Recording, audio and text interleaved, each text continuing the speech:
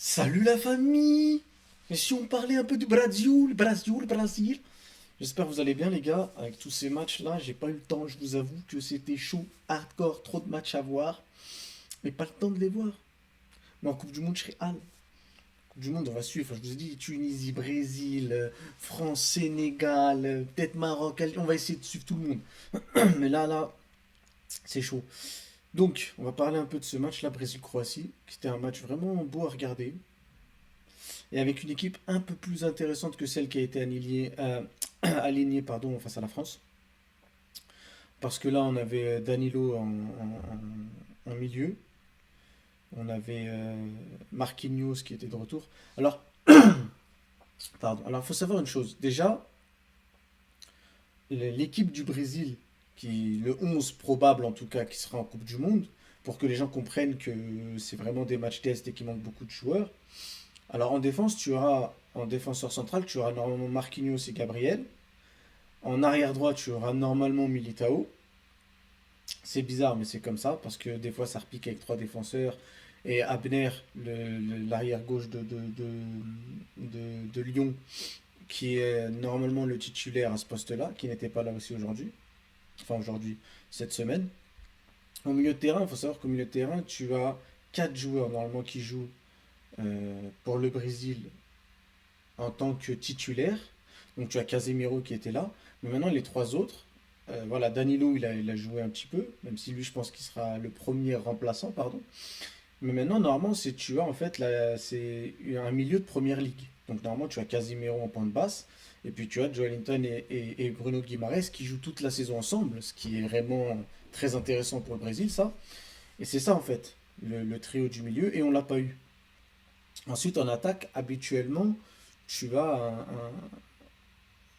tu avais un trio de base qui était composé de Rafinha, euh, Vinicius et Rodrigo, mais Rodrigo est parti. Et en plus de ça, tu avais Rodrigo ou Vinicius qui pouvaient alterner gauche et pointe, même avec Rafinha d'ailleurs. Et puis tu avais Estevao à droite. Sauf que là, Estevao n'est pas là vu que il joue pas beaucoup en ce moment, et avec des blessures et des suspensions qu'il a eues. Tu as Rodrigo qui est blessé il sera pas là. Et normalement, tu as, je pense que ce sera Luis Enrique qui prendra la place de Rodrigo ou de Estevao, le joueur du Zénith, pas le joueur de Marseille, hein, le joueur de Zénith. Donc voilà à peu près à quoi devrait ressembler l'équipe 1 du Brésil en tout cas. Maintenant, pour revenir sur le match qui nous intéresse, c'était un match très intéressant, je trouve, parce que la Croatie, en plus, c'est notre bête noire sur ces dernières années, hein. Si on se rappelle bien, on a eu du mal avec les Croates en Coupe du Monde. Mais en fait, le truc, c'est que là, en ayant juste mis déjà Marquinhos, qui est normalement le titulaire en défense, et en ayant mis Danilo, qui sera un des quatre titulaires, mais je pense que lui sera le premier des remplaçants, comme je dis, ça a changé beaucoup de choses parce qu'il y avait plus de maîtrise au milieu de terrain. Et tu avais aussi, comment dire, tu avais aussi Marquinhos qui, quand même, avec l'expérience, était solide. Maintenant, il a commencé le match aussi avec Luis Enrique parce que il a donné satisfaction à son entrée durant le match contre la France. En tout cas, voilà, on a eu un match intéressant. Vini qui nous a fait du Vini. Donc, je pense qu'avec un attaquant un peu plus carré parce qu'en même temps, je dis un attaquant alors que c'était Danilo qui était là à la réception de pas mal de centres de Vini. Et lui, c'est un milieu.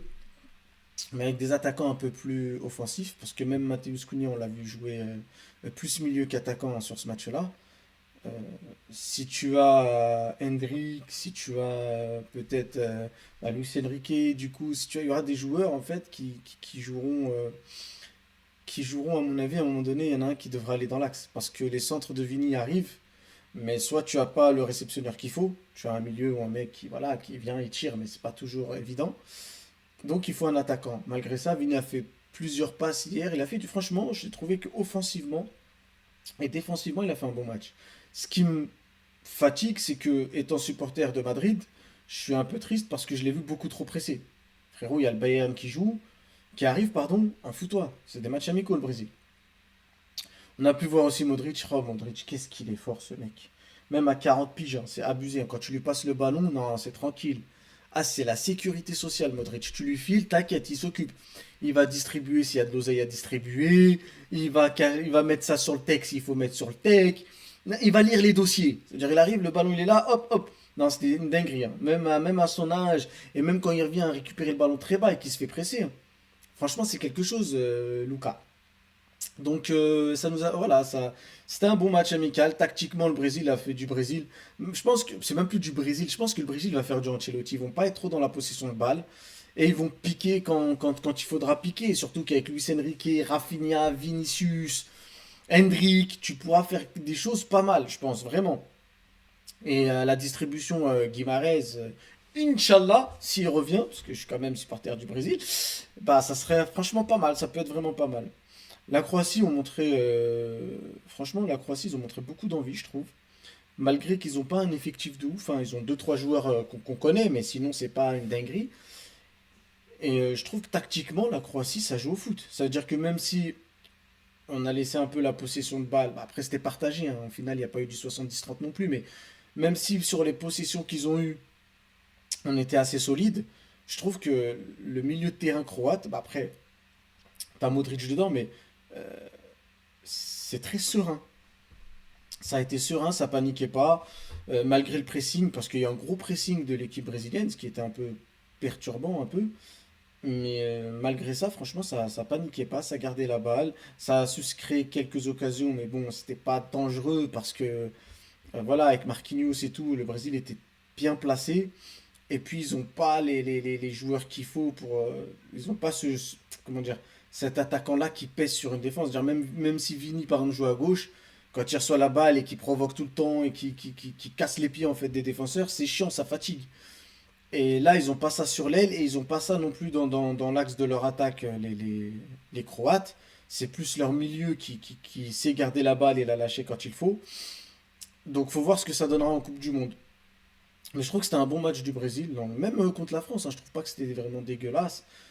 Tu fais avec les manques, et quand tu affrontes une équipe comme la France, qui à mon sens est l'équipe favorite de ce mondial avec le banc qu'ils ont, ça va. Ça veut dire que tu obtiens un carton rouge, donc c'est une action brésilienne qui a fait en sorte qu'il y ait un joueur expulsé, donc c'est déjà bien. Et puis derrière, bon, il y a 2-1 et il manquait pas mal de monde, donc ça reste quand même quelque chose de convenable. Maintenant, il faut voir ce que les deux équipes vont donner. Les Croates, on sait que les Croates, c'est une équipe dure à battre parce que même si hier ils perdent 3-1, ça reste un amical, hein, c'est dans les deux sens. Que le Brésil gagne 3-1 ou que le Brésil perde 2-1 contre la France, les deux sont des matchs amicaux, donc on ne peut pas trop se baser là-dessus. Il y aura beaucoup plus d'envie, je pense, pour toutes les équipes au moment de la compétition.